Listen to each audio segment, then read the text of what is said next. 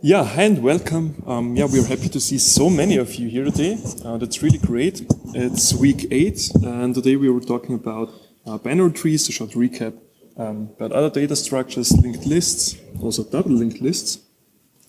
And then we will continue with file I/O, file handling in C. And we will also have then the part for the exam preparation, where we will show how the exam looks like, some hard facts about the exam, and we'll also do some examples together. Yeah, so maybe in the last 20 minutes, 20 to 15 minutes approximately of today, we will talk about the exam. And before, as you said, binary trees and file I/O mainly. Yeah, but before we will start with the content of today's lecture, very quick organizational matters. We are in week 8. Today, the last weekly exercises will be published again at 6:15. 6:15, yeah. And it's 2 exercises. Both of them belong to assignment 4. So it's really a good preparation to do the weekly exercises. It will help you a lot when doing assignment 4. Yeah, they are about file I/O, so very connected to today's topic, and also very connected to assignment 4, where you have to work with files too. Yeah, and we have a special announcement, because next week, so today is our last regular lecture, and next week we will do a Christmas special. I don't know who of us is this guy with the beard, but I'm a bit older, maybe it's me. Yeah. But we will also do it together with Mich and Julia, so there will be one Christmas special, practicals and lecture at 3:15 next week. Here in the lecture hall P1. Yeah. Yeah, it will be great, so it's definitely worth to attend this Christmas special. Yeah, and let's start with a quick recap of content of last week. So now we talked about enums, and for that we have prepared a Slido again. So please just scan the QR code and then try to guess what is the output here. So we have typed of enum color with 3 different colors here, red, yellow, and green. And then we declare and initialize a variable and assign the value yellow to it. And at the end, we want to print the integer value of this variable. And now we want to know what is the output here. Is it 0? Is it 1? Is it 2? 3? Does it even work? Is it a compiler error? Is it an undefined behavior? So let's see.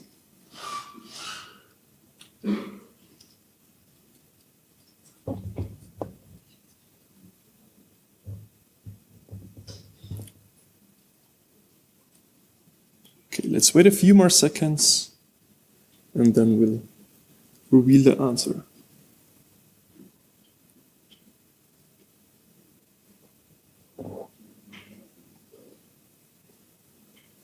What is your guess? I see it now the first time too, so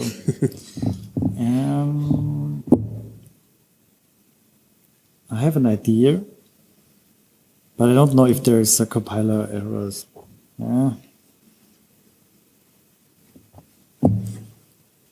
Hopefully not. Hopefully not. Okay, my guess would be 1. Yes, that's absolutely correct. Yeah. So, great, congrats. Most of you got it correct.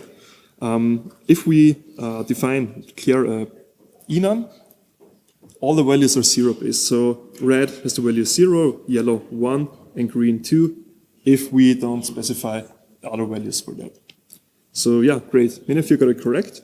And we have another quiz here. This looks a bit more difficult. It looks more difficult. It is a bit more difficult. So now we talked about single linked lists last week, and also some operations. We'll see it in the recap in a few minutes. Adding new elements, removing new elements, removing elements, this is also a task for you in the weekly exercises. And but yeah, for the sake of space, we didn't check malloc for null because otherwise the code would be too large. Of course, you always should check for null when calling malloc, but in this case, the slides have limited space, so we have to reduce something. So in this case, we assume malloc returns not null. So we struct person, which is a linked list, and now we want to add a head with the age 27, and then add another head with the age 42. So what does the function do? Does it add the new element at the end of the list? Does it add the new element, so the person, at the beginning of the list and move the old head to the next element? Does the function remove the existing head and instead the new element is the new head? Or does the function create a new, completely independent list? So let's wait another few seconds and then... It's a tricky one, also for me. Yeah. So you created it just a few minutes ago, so I haven't seen them.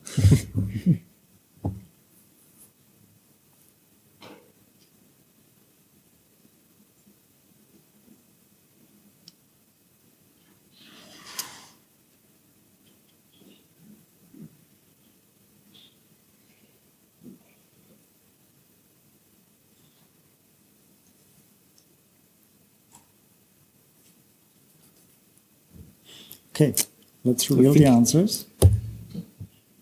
Wow, great. Oh, That's very good. The function adds a person at the beginning of the list. So essentially these lines here are the most relevant. So the next person of the newly created element is the head, and we return the newly created element, so the person, as the new head back to in this case, the main function. So we always add the newly created element at the beginning of the list, and all the other elements are shifted to the next elements. That's not fair because the head is not really the head. So you're adding the head at the end. That's not the head. That's a pitfall. Okay. Yeah, I'm sorry for that. But let's continue with the recap of linked lists. Yeah. So we talked about linked lists. Let's go through it once more, what we talked last time. We can do different operations with linked lists. We can do like iterate over a linked list. For example, reading or printing all the elements of the linked list. We can insert or add new elements. And we can, for example, delete something. So when we had our song playlist from last time, we have this one song and the next song points to the next element, and again the next song points to the next element, and the last song here points to null. So the last element always points to null. This is our condition where we know, okay, we are at the end of our linked list, and the list is over when the next song is null here. Iteration, so let's go through all these operations we can do with lists. An iteration, a basic iteration looks like this. For example, if you have an iterate function and let's assume this function gets the head of the playlist, in this case, of this linked list. First, you should get like an iterator, let's call it current. You can also sometimes call it temporary or iterator. This is just a pointer that goes through this linked list so you can work with each element. And you have a while loop, and the while loop ends when your current iterator, so you go through it, and your current iterator is null, which is then the end of the linked list. So iteration is, pretty straightforward, I would say. Bit more complex than is when you want to add something at the end. It's basically the same principle. You have, for example, an add song to playlist function, which gets the head and a new song. and you have an iterator here again, but you have to stop earlier. So when we go back, this one goes until current is null. So it goes one more step, like here, and then the current element is null. And in this case here, you want to stop at the last element here, because you want to set from the last element, the next song to this new song here. So what you want to do is, you iterate over it, you have your head, you have your current, which is at this time of the code here, and this is the new song.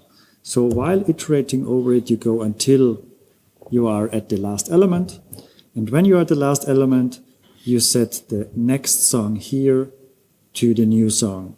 So this is basically what you have to do when adding a new element to a linked list. Again, this next song, so this from the new song, the pointer to the next element should be null again because it's the new last element in the list. Again, this code would have limited space, so this code does not consider any edge cases. For example, if you want to add something in the beginning, you have to add also something in this code here because it behaves differently, but that's what we saw also in the practicals today. Remove, yeah, so in this case I wrote a short function which got the head. And then in this case, because we are lazy and we just want to remove an element by a specific length, of course you can write everything you want. For example, remove an element by ID or remove an element by artist or title or whatever. And this is again, a bit more complex, the code I would say. So you have to store the head. Okay, we have the head already. You have to store the current, and you also have to store a previous. In the beginning, they are all pointing to the first element. This one is the element we want to remove. And in the next step, you have a while loop that iterates over it again, but stops at a specific element, exactly here in this case, when the current length, so this here, is equal to length to remove, then it stops because it's non-equal here. So as soon as this current length is equal to this one we want to remove, it stops here. And in this line of code here, what we do is, basically we say from my previous, the next song should not be this one here because we want to delete it. It should be then this one here. And afterwards, after the free, we want just to free this element and call free again. So when you want to remove a song, you also have to have a pointer to the previous element and the current element you're iterating over. So one element is the current element you are iterating over the linked list, and one is always a pointer to the previous element. In this case, we again have limited space, so the previous is also the head, but if you have 10 elements, 50, 100 elements, I don't know, then the current element is, for example, let's say the 10th, and the previous is then the 9th element. And then you can say, okay, the 9th element should point to the 11th, the next pointer. And then you lose your 10th element by freeing it. And if you do not write this line here, you would lose the access to all the elements after the element that has been removed. So this line is really important to connect the elements before the removed element and after the removed element. Otherwise, you would lose access to them. Yeah. Again, this code does not consider edge cases. For example, if you want to remove the head, it's again a special case and you need another if for this case. But yeah, overall, if you want to remove something inside the linked list, this is the way to go. All right, this was our short recap about, linked lists mainly. And we want to talk about other data structures too, especially about binary trees, because that's another representation. But before that, let's shortly talk about double linked lists. Double linked list is basically a linked list, but they have another pointer which points to the previous element. And this can be very, very cool because sometimes you want to go one in this direction, two in this direction, whatever. So if you want to navigate inside your linked list, then a double linked list can be much easier for you, because otherwise you always have to start at the beginning using your head and always go through the linked list. But yeah, sometimes it's easier using a double linked list if you know, okay, I can just go 2 pointers to my left, so to my previous, and then I can work with this element and then go 5 pointers in this direction, 3 back, whatever. So if you have if you want to be more flexible, it's easier. But of course, as you might, can suggest, if we need to change 1 pointer for adding elements or removing elements, we need to change more pointers when we adding or removing elements in the double linked list. So because when we want to remove this element here, we have to change this pointer because this one should point to this one here. But we also have to change this one because this one should point to this one here again. So we have to change more pointers. Always consider that it's a bit more code you have to do, but sometimes it's worth. All right, that's already all about our double linked list. It basically works the same. And before we start with the binary tree, are there any questions regarding single linked lists, double linked lists? Yeah.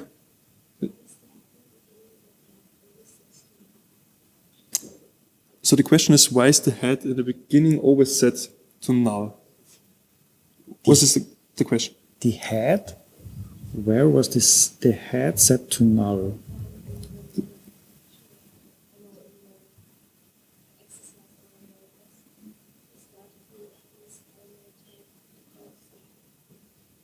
You mean in the main function, for example? Okay. Yeah. So not in this case, but if you're calling these functions we are talking here about, in the main function we just create, for example, a song, variable name is head, is equal to null. This is what you mean. Okay.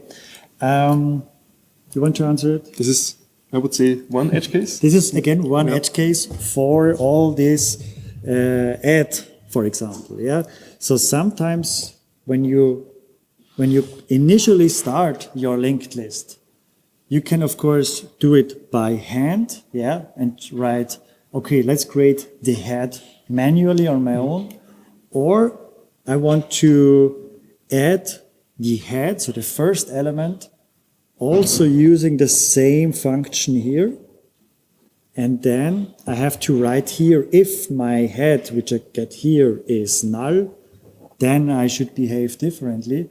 But if I implement it like this, then I can also call this function with a head which is set to null in the beginning. So I can write in the main function head is null, and then hand over this head to this function, and it gets set there. But as we have seen in the practicals today, you would need a double pointer for that. Otherwise it would not work, or you can return the head. But I would suggest to use a double pointer here, because otherwise you are again just modifying this local pointer here and not the initial pointer from the main function.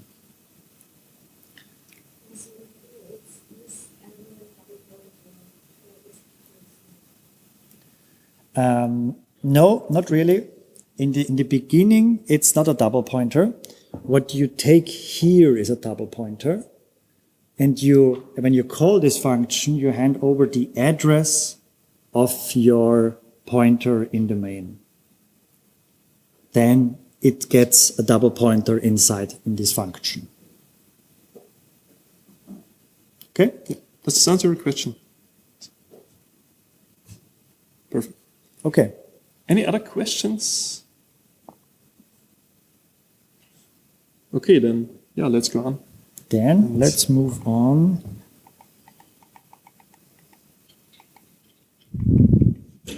Yeah, let's try a bit more interactive way. Yeah. And I want to move here. Okay, it works good.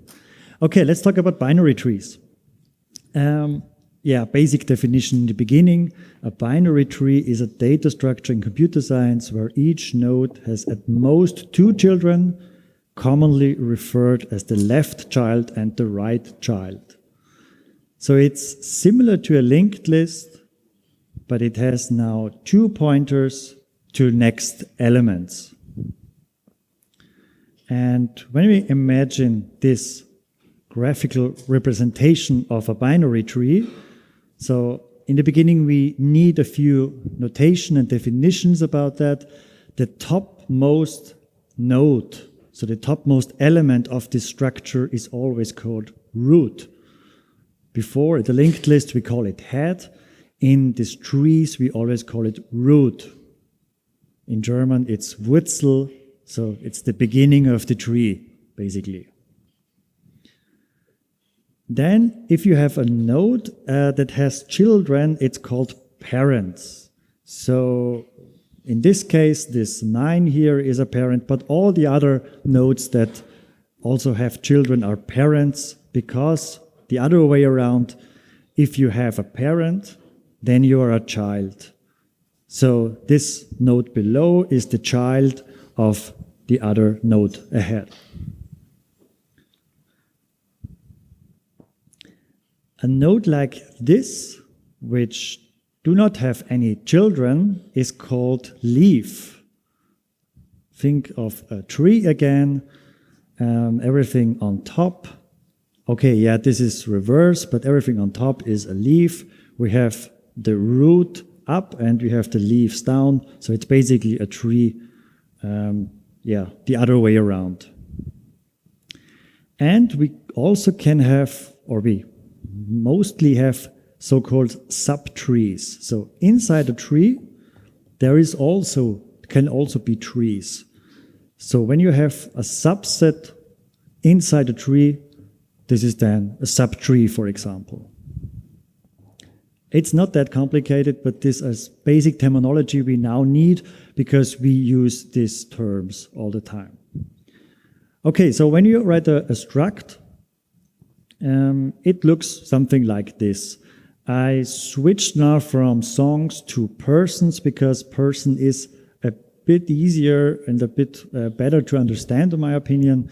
And this person has a name, fixed size array with 50 characters, and it has a pointer to a left child and a right child. From now on, I know it's not in real world like that, but from now on, let's assume one person can have two children. That's the only way. Usually, I know children have two parents, but we are assuming now that a person always have just one parent, and this parent has then two children all the time. Okay, and this is again our first binary tree we are creating. We are creating Elizabeth, which has a pointer to the left child, Charles, and a pointer to the right child, Annie. The right child, Annie, has no children, so they're both set to null. And the left child, Charles, again has two children because there are pointers inside, and these children are William and Harry. I hope many of you can now see what I want to show here. And maybe you also know that William has more children, but the slide was limited again, so I just use here points. William has more children, of course. Harry, I don't know if Harry has children currently. I'm not so familiar with them, but I don't think so. Okay, so this is our first binary tree. It looks very, very similar to a linked list. It's just one more pointer to the next element. When can we use these binary trees? They are very, very effective for searching or sorting. So if you think of the linked list, you have to go over all the elements to find your element you're looking for. When you have a tree structure like that and you know that it's sorted, it's much easier and much faster for you to find something because you need only approximately half of the time. Don't want to go too much in detail. As I said last time, there is a dedicated lecture, Data Structures and Algorithms, where you only talk about effective data structures and how to use them, and you will use binary trees and other trees there a lot. But from now, just remember they're very, very effective for searching and sorting. And they're very commonly used, for example, when you implement dictionaries, or also all our file system on the computer is a binary tree or a tree structure. Not a binary tree, but a tree. And by the way, the only difference between a binary tree and a tree is a binary tree always has at most 2 children. A tree can have more children. For example, one parent has one child, and one parent then has 10 children, for example. But the binary tree, that's why it's called binary, can only have at most 2 children. It's a bit easier for us because we now can say we always have a left child and a right child, and we can assume that we only have at most 2 children, and using these pointers, it's easier then. Okay. Let's go through again some very, very basic operations. And the first one I want to show you is searching. Searching in a binary tree is not that easy as it is in linked lists. Unfortunately, linked lists, it's very easy just iterating over it and shifting the current pointer to the next element until you find it. Searching in a binary tree is a bit more complicated because you always have to go the path of the left child, and you have to go the path to the right child. And again, from both of these childs in both ways. So it's in 1 or 2 steps, it can get very, very long or very, very big already. So let's say we are searching here in our tree the name Harry. So we are searching for Harry. And you will see it's a lot of steps we need here. But when you implement it, it's very, very efficient. The code is something like this. It's a function this is called find person. And the first thing here is the first argument, my current node, is always the root. So in this case, the Elizabeth. So this is the first time when I call this function, this first argument here, the person pointer, is the Elizabeth, so the root node. And the second argument is just the name I want to look. In this case, the name is Harry. Okay. So far, so good. But what we have to do in the first 2 steps, let's say, the first step is when my current root is null, then I arrived at the leaf. So then I'm somewhere here or here, because I don't have any children, and I have not found Harry here, then I just return null. when my current root, so my current node where I'm iterating, in the first place it's Elizabeth, and the str compare works, so I found my person, then I just want to return the person because I found it. So far so good. Now it's getting even more complicated because I have to call the function itself again recursively. But not only once, I have to call it twice because I have to go the left part and the right part of it. Okay, so when I'm here, this is my current tree. So I just showed you this is my current tree, and my current root is Elizabeth. I will go through it. This if is wrong, this if is wrong.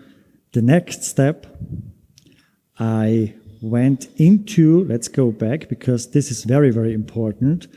I now go into this find person here, and this is basically a recursive call of this function. So I go once more into the same function, and I show you here the so-called stack trace. So all the functions I'm entering, I called this function from the main, and now currently I'm once in this function. When I call this once more, I'm once more in this function. So I'm in this function and once more in this function. And now, because when I go back again, what I hand over is from my current root, the left child. So from the Elizabeth, the left child is Charles. So my new tree is only this again, and my current root changed. Does this make sense? Because this is very, very important that everybody understands. I switched my root, and my current tree is now a subset of my tree before. And then I do the same again. So I say, okay, is the current root null? No, the current root is my Charles. Does the str compare work? No, because we're looking for Harry. And we are again at the same place, and we do again. We are looking for the person, and we do again one step further into my left child, which then means I'm going once more into this function, and my new subtree is, in this case, only William. But I'm again in the main, in this find person, once more in this find person, and once more recursively in this find person. Okay, let's continue. The current root is null. No, that's not correct. The str compare is also not correct because we're looking for Harry, not for William. And we are again here in this find person. William is a leaf, so the current root left child, this one here, is set to, what do you think? Set to null, yeah. This is set to null. So when we enter it, we are again in this kind of subtree. The current root is null. William's left child is null. So this first if here is correct. And we are exiting once again.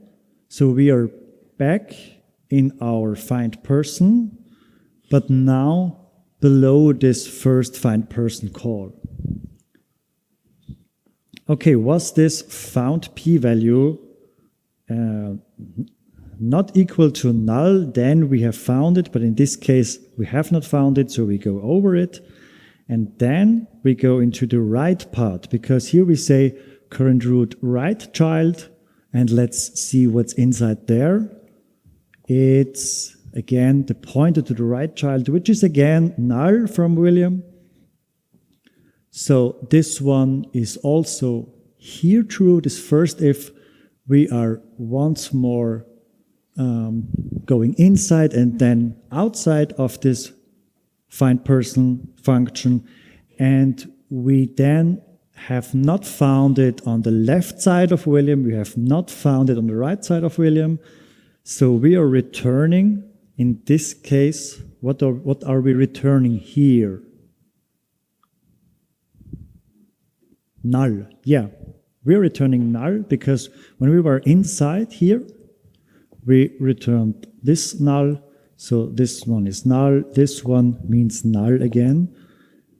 Okay, so where are we now? We are in the subtree of William, and in the next step, we are going one step back, let's say it like this, because our subtree is getting bigger now again, because we have looked all the Williams, other than left child, the right child. We haven't found Harry, so let's go back to Charles and let's see what the right child has for us. Maybe it's the right child. Okay, again, we are entering this find person. Once more, this is my current root. The current root is not equal to null, but now my string compare works. We have found the person because we are at this Harry subset, and we are returning now this Harry struct. We are returning it from here, and as you can see, we are returning. So let's go back. We are now in find person, find person, find person. We are returning once. We are returning twice. Our subtree is getting bigger and bigger again. And now we can say, I think there's one more slide. Yeah, we have found it here, and that's it. So we have found it, and we have our Harry. And now it's very, very complicated. If you look at it like this, I just want to visualize it once, because it's very important that you know that there are different nodes, and you are always looking at the subset of a tree. Any questions to this? Yes? The step in which both children of William are already known, and when we come back to Charles. Yeah. So this one was the right child, the left child was already null, this one was the right child. Then we go back to the William subtree, and because both of them are, because this found P is in this place and in this place null, because left child and right child are null, this recursive function call here just returns null once again because you haven't found it. And then we go back to this function, and this function call just has the whole Charles subtree. So maybe I should have added here the names of the root, which made it a bit more easier then. I will do it for next year for the presentation. But this iteration here, or this recursive iteration, is always referring to Charles. When you do once more, it's the children of Charles, for example. Yeah. Any other questions?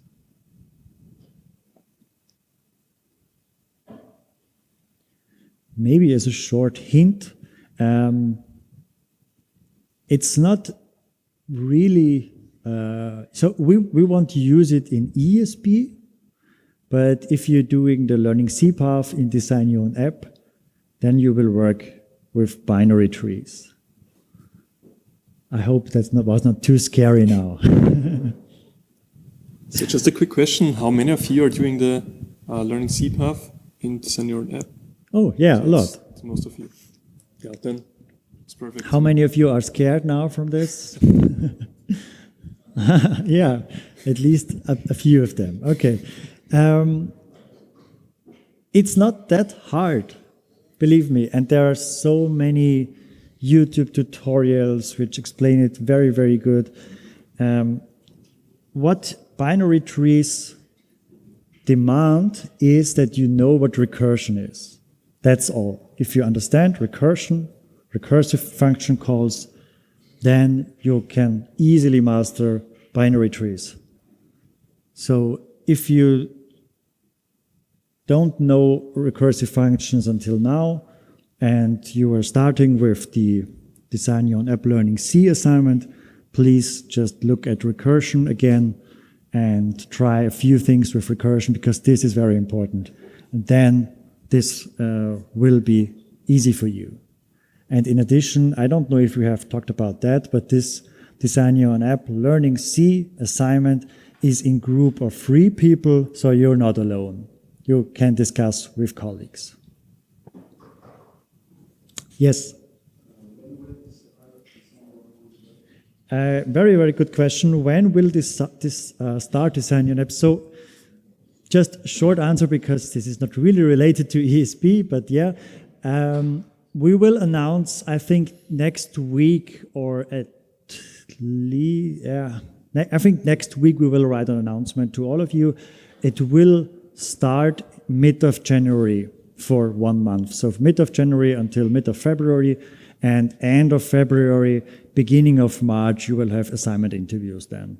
Depending on when you are here, so many students are not here in February, then we move that to the beginning of March.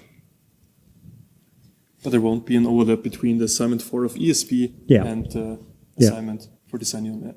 Yeah, so we know that assignment 4 is over, and then you have 1 month. I know end of January there are a lot of exams, so we gave you again 4 weeks. I think it's even more. So you can also work in February, where it should be a bit easier for you, because most of the exams are done then. Any other questions?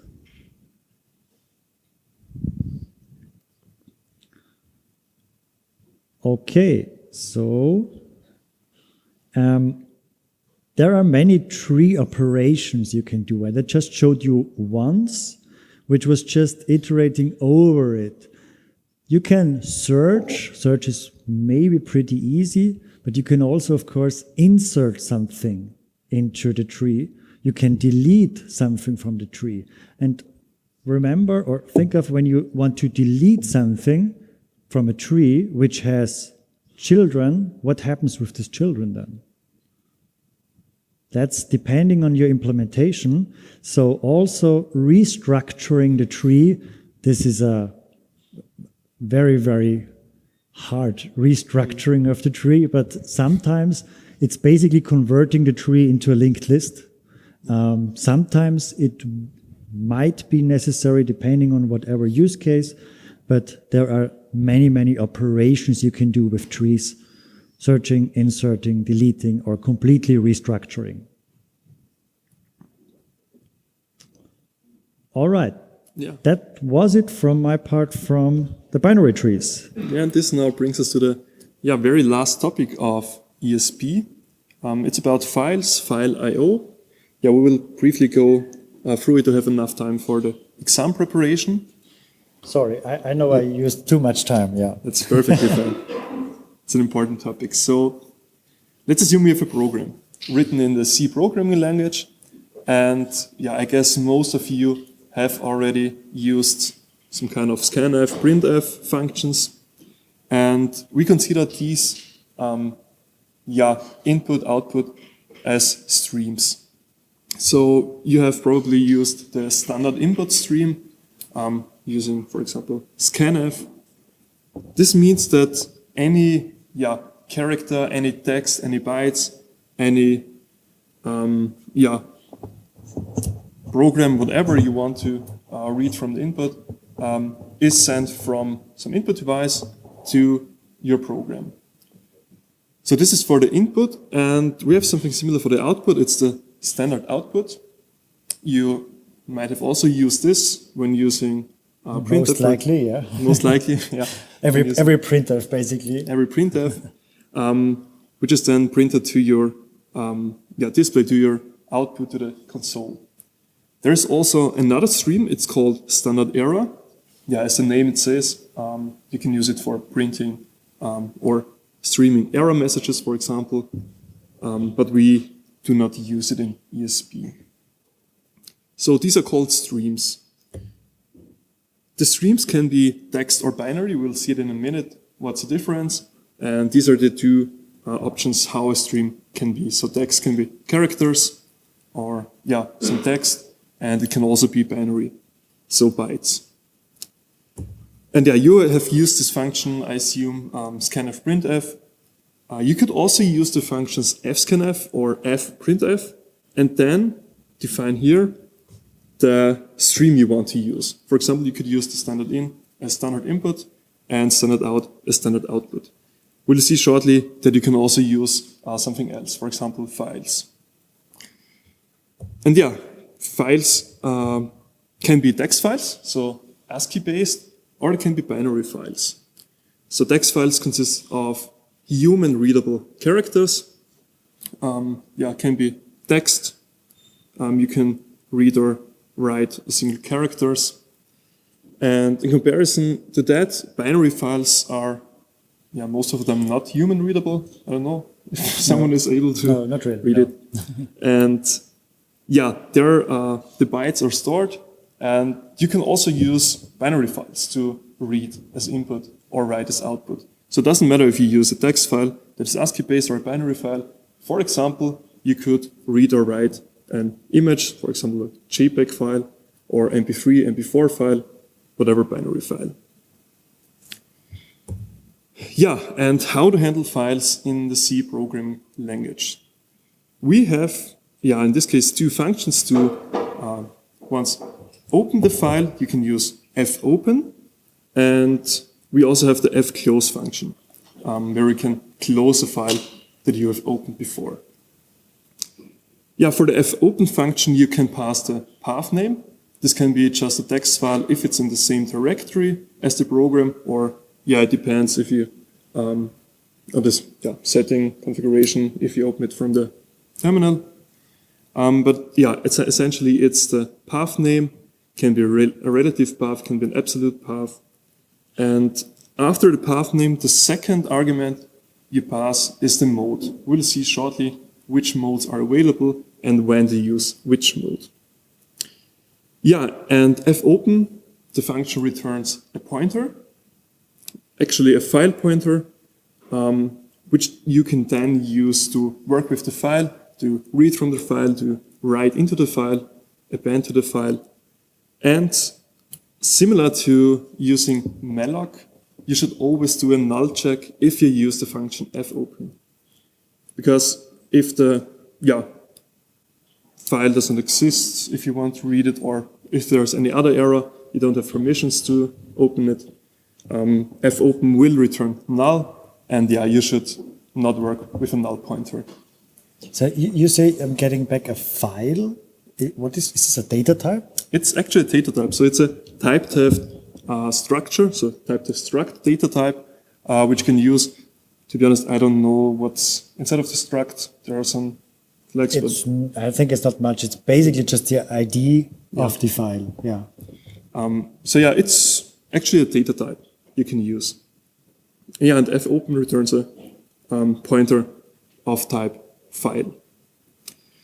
And similar to malloc, where you should always free the memory that you've allocated, you should also close all the files that you have opened before. Most of the time, the program or the operating system will handle the case if you haven't closed the file, but it's good practice to close the file by just simply passing the stream, so the file pointer, and then the file is closed. So these are now the modes how you can open a file. Mainly we differentiate between the read mode and the write mode.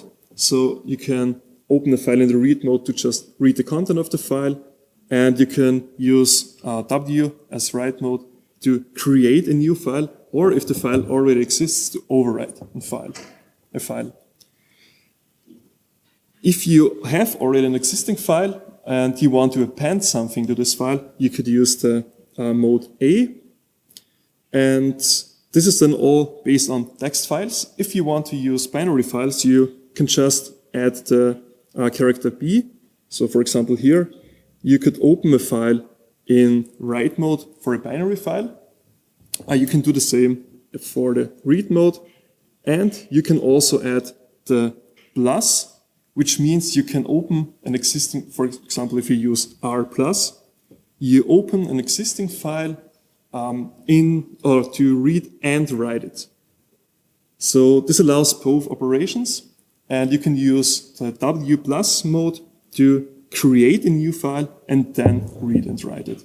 And of course, you can do the same again with binary files. Yeah, so now reading from file. There are, at least in this lecture, three very important, or the most relevant, functions to read from a file. You are probably familiar with getChar, so get character. Yeah, this is pretty much the same for files. You can read one single character from a file by just passing the file pointer to the function, and yeah, the character is then returned and you can use it. Another important function is fgets. Yeah, it reads n-1 characters into a buffer that is passed to the function, and again, you have to pass the file pointer as an argument to the function. So until now, we always used fgets for stdin. So the last element here, the last argument, you always wrote stdin. Now we can use. Now we can use it also for files. Yeah, basically, it's the same, but just not reading from the standard input from the user, but reading from a file. Yeah, and you probably know that it stops at UF or a new line \n.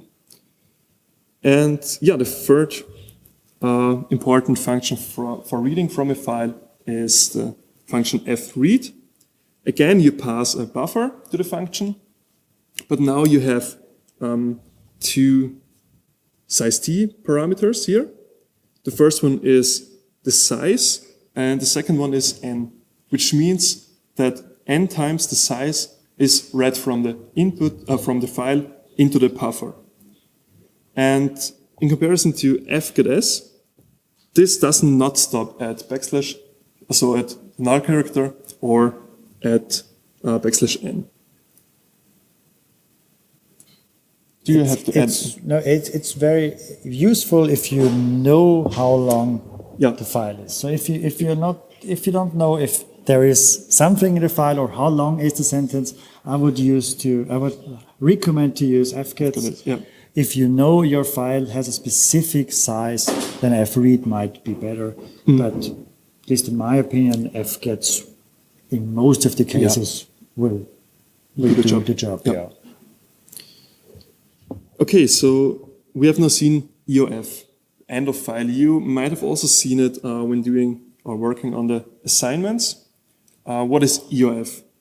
EOF just means that this is now the end of the file you're reading, and you can use EOF to check if the file, if you have reached the end of the file, and just to prevent, for example, using this check here, an unexpected behavior. So if we get returned the EOF, we know we are done reading the file. There is nothing more. We can now stop. That's interesting because now EOF makes sense to us. Before EOF was just always Control D. Yes. Why is Control D EOF? What does it mean? Basically, if you have not reading from the file, but reading from your user input, this just means that your file, your user input is over. Stream. The stream is over, yes. So in this case, it makes more sense that it's called end of file, because here the file is really at the end. And what we're using here is fgc, so we read character by character from the file and do this until we reach the end of file. And yeah, just print each character. We could also use printf here instead of butchar. Okay, what's important here is to always check if we could have opened the file. If this is not the case, we should not continue. We should return, in this case, 1. And then read character by character and print it until we reach the end of the file by using this check here. Okay, now, so we could read from a file. How could we now write to a file? Yeah, similar to reading a file, there is a function fputc. Yeah, there's a question.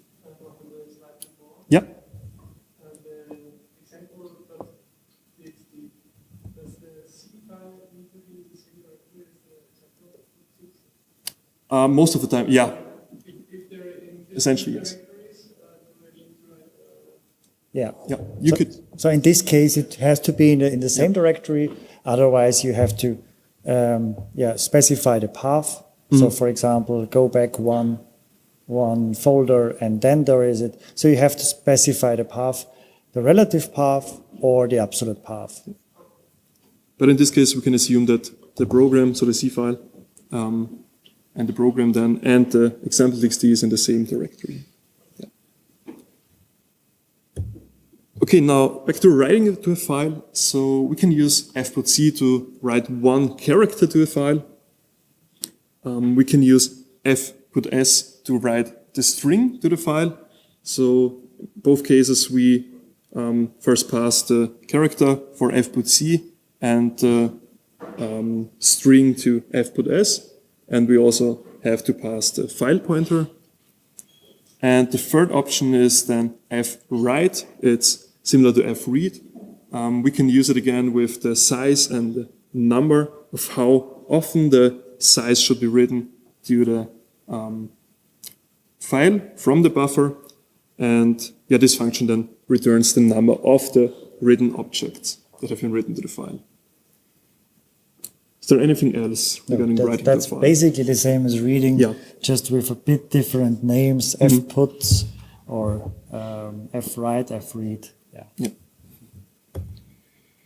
Okay, yeah, and one more very interesting and very important aspect of handling files and file I/O is the position where we are currently in the file. If we read the file, if we write to the file, it always depends where your cursor is currently positioned in the file.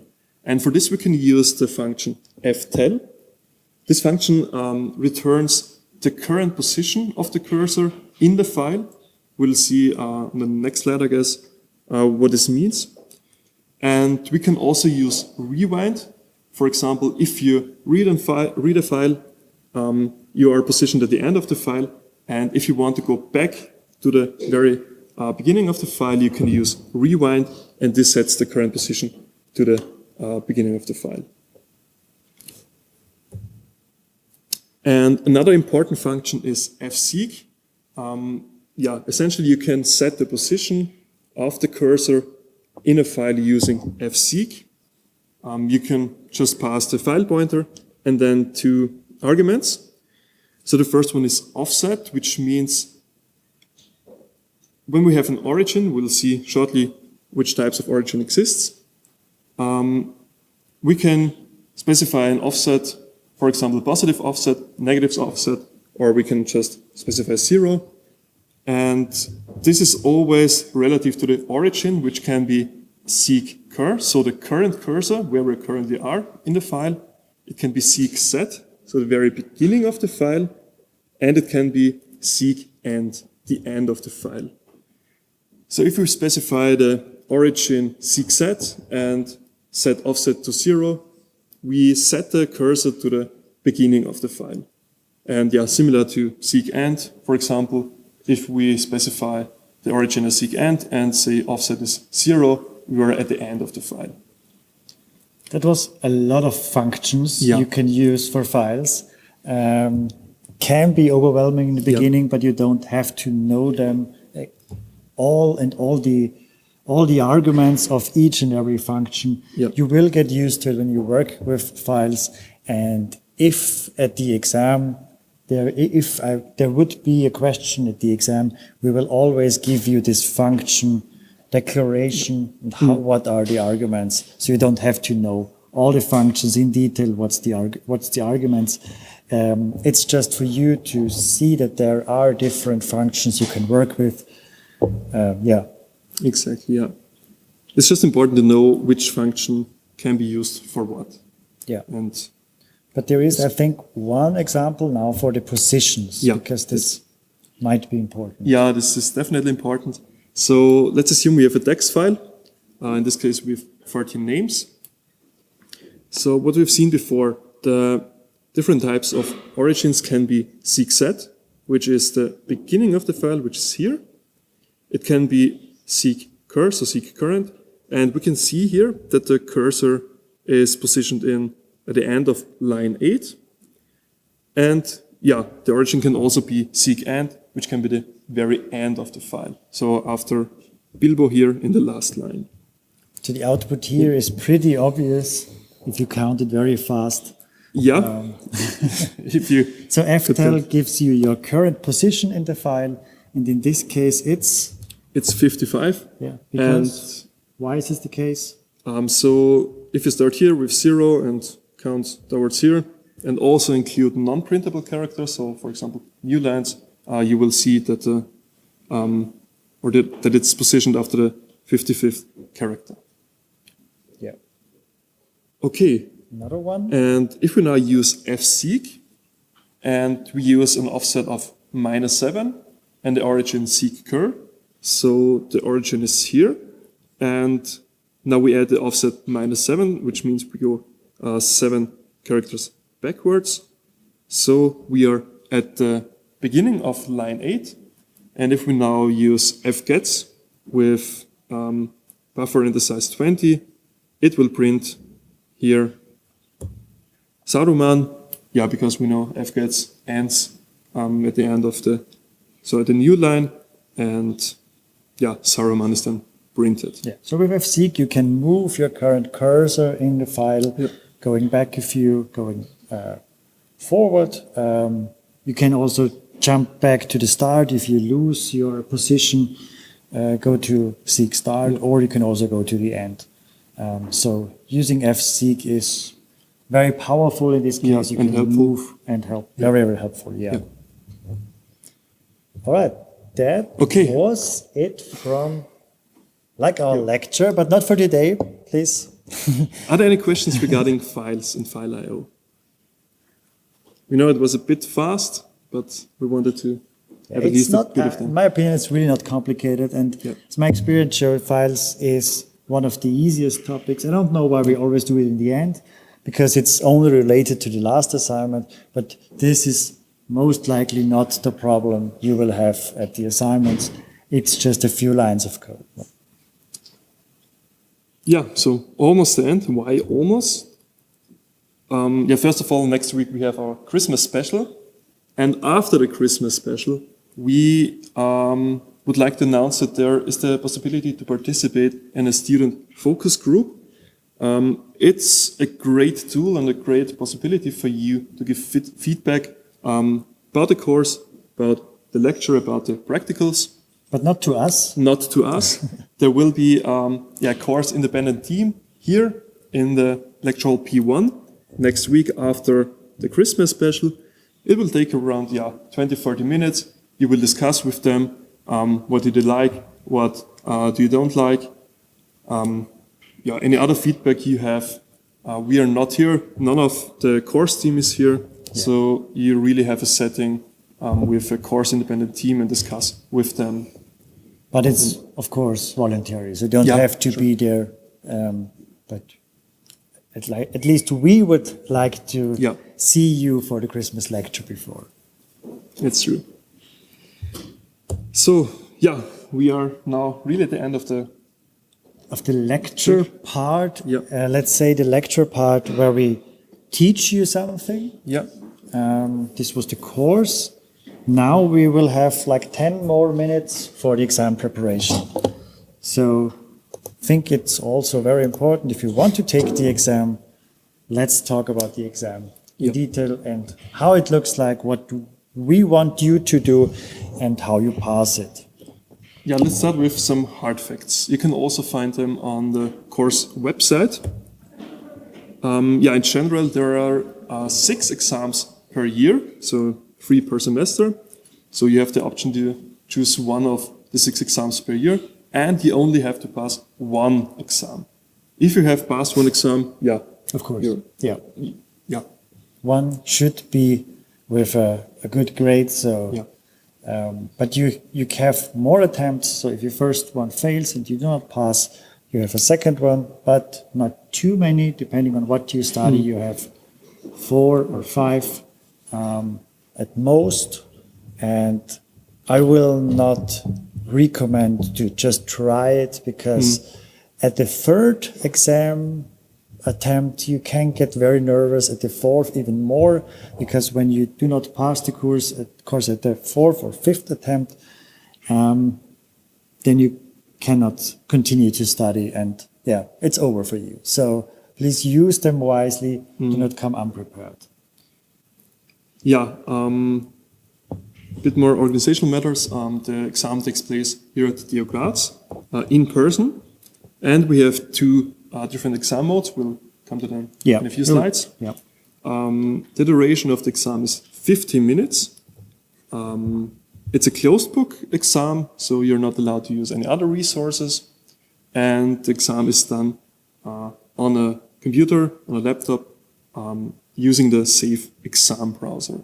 Safe Exam browser is a browser that only allows you to write or to open, in this case, websites that we explicitly allow you to open, which is basically the Exam Teach Center and one tool you can use to write code, but we will come to that later. Yeah, the exam dates, the first one is already done. It was at the end of October, and for you, when you study in this semester or started in this semester, the next 2 dates on the 16th of January or the 5th of February will be a good choice, because, yeah, depending on what's better suits you, you can register. Both exam dates are available currently, so you can register for both of them. And we do not limit the space. So if whenever you want to write, you will also have the opportunity to write the exam. Sometimes we have more, especially in the January. I think we have now about 200 registrations. But when you want to write the exam, we find an opportunity for you to participate, no matter how many students have registered. They're at the lecture hall, most likely here at the P1, and also in the computer rooms, Lehrsaal 1 and Lehrsaal 2. And a few days before, or maybe the day before, I will write you, or we will write you an email, all the dates where you have to come, what you should do before, and so on. So installing the Safe Exam browser and so on, we will give you a detailed description what you should do. Yeah, and as mentioned before, the two exam modes, you can bring your own device, so your own laptop, your own notebook, but this only works if you have a laptop or notebook that has a Windows operating system or a macOS operating system. If you have a notebook that has a Linux operating system, you can unfortunately not download the Safe Exam browser, use the Safe Exam browser, and therefore you have to use the LS, so the Lehrsaal mode, the computer hall mode, because there you have the opportunity to use the computers, the infrastructure that is provided by TU Graz in the IT Lernzentrum. And yeah, so you don't have to install any other operating system, but you can just use the computers there. It's unfortunate, I know many computer scientists use Linux, but the Safe Exam browser, I don't know why, but the Safe Exam browser does not support Linux. But yeah, that's, if you have like colleagues or family members who can borrow you a Windows device, of course you can also write with it, because it's all online, so you don't need any IDE locally installed. It's all online, what you do in the exam. Yeah, and if you want to make use of the bring your own device mode, please pre-install the Safe Exam browser. But yeah, we will send this. Yeah, we will send an email the day before with a detailed instruction what you should do. Yeah, but please register for the exam you want to participate. And if you look at the TUG online, you will see that there are two options for you: the bring your own device (BYPD) and the Lehrsaal group. And whatever you want to do, choose one of your preferred options. Yeah, you've just mentioned it. Please register for the exam. It's open until 3 days before the exam, and you can deregister until 2 days before the exam. And after that, we'll send the email with all the information, all the instructions. So we give you basically 1 day more to think about if you really want to take the exam before you can deregister. Sorry. Yeah. Yeah. No, that's absolutely true. And it's not possible to do the or to take part in the exam without registering for it due to organizational matters. Yeah. We cannot do it, unfortunately. Yeah, if you are in the YOD mode, please bring your notebook, in the best case charged, and with the same exam browser installed. And what's very important, we have it most of the times, at least a few students. Please don't forget your login credentials for the Platz Online, so your username and password, and also your second factor of authentication. So this is maybe one of the few exams where you have to use your phone, or at least in the beginning, because then you should, it's not allowed anymore, but at least for login you have to use it. Okay, so what should I learn now for the exam? Yeah, that's a very good question. Actually, everything, yeah. Yeah. So that's funny, but maybe only funny for us. Everything, yeah, but what does it mean? You should be able to analyze code. So when there is a code snippet, and we will see shortly how does it look like, you should analyze code and, for example, then see and say what's the output of it. You should be able to debug code, debug with basic, let's say, for example, with online GDP, you should be able to debug and find errors in a code. And of course, the most important thing, you should be able to read and write code. Writing code is one of the biggest parts. We will come to the point in a few slides, I think. Next slide. So let's go there. The exam is structured with 20 points in total. You have 3 different kind of questions. The first one is a code analysis. So you see a code snippet there, and you have to guess the output of it. That's 3 times, and each of them giving you 2 points, which means 6 points in total. And then there is a switch. So this is the first page. And then you can go to the next page, but you cannot go back to the first page, to the previous page. So as soon as you continue to the second page where you have your debugging example and your writing example, you cannot go back, because on the second page for the debugging and writing example, you can use, for example, online GDP. Would not make sense to use online GDP for the code analysis example before. That would be too easy, because there you have to guess the output. But then at the debugging example, which give you 2 points, you have to find errors using online GDP and correct them, of course. And then you will see a short description, not as big as an assignment description, but a description what you should do and what you should implement and write code. And this gives you 12 from 20 points, which means it is, of course, the most important thing here. And I would highly recommend to use at least half of the time writing the code, because it's, what is it about? Let's say 50 to 60 lines of code, approximately, depending on implementation, but something like that. Any questions to this? Yeah. The practicals, the lecture connected somehow. And let's say something goes wrong with the assignment 4. I don't have the assignment before. Can I still take the exam? And do I just have to read the practicals?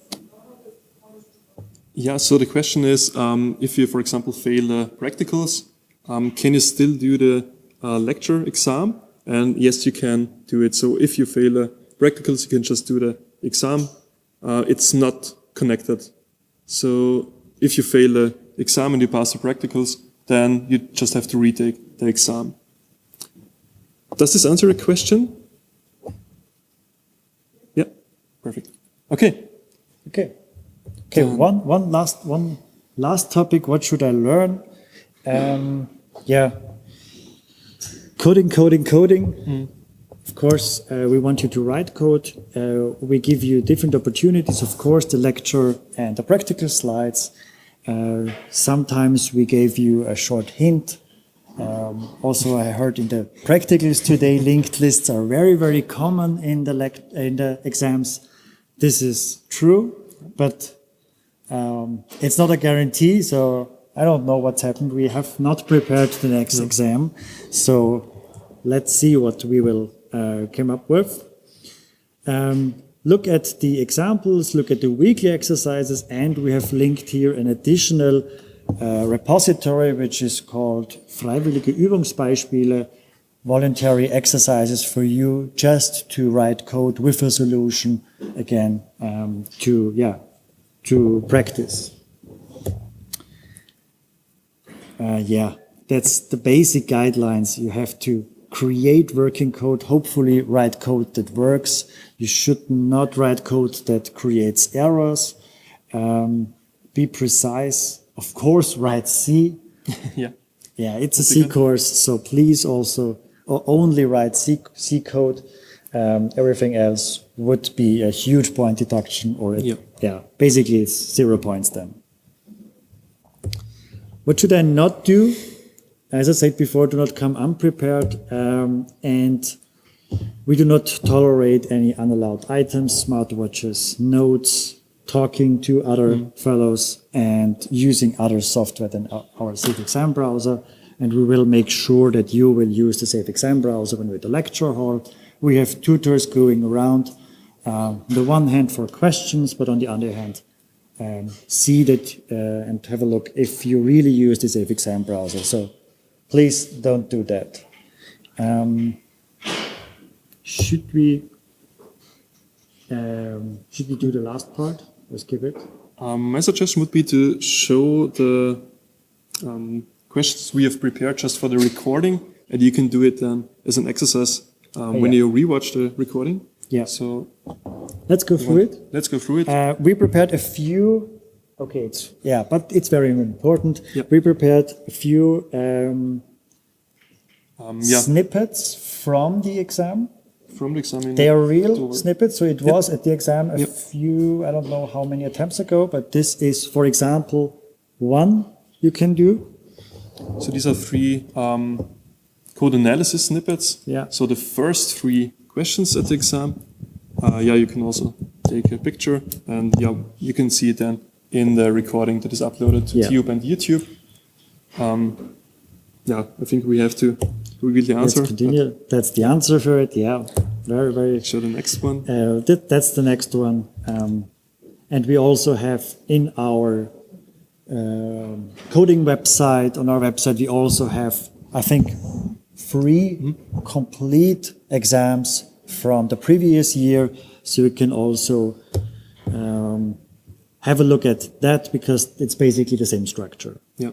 So there are also code production exercises and debugging code snippets. Yeah. All right. So that's also maybe hint. Pointer arithmetic is. Yeah, as you can see, pointer arithmetic, arrays, strings, whatever. That's the main topic also there. So basically what we have talked about the last few lectures. Yeah. All right. Okay, that's it. We wish you all the best and good luck for the exam, and hopefully see you next week at the Christmas special. Yeah. Thank you.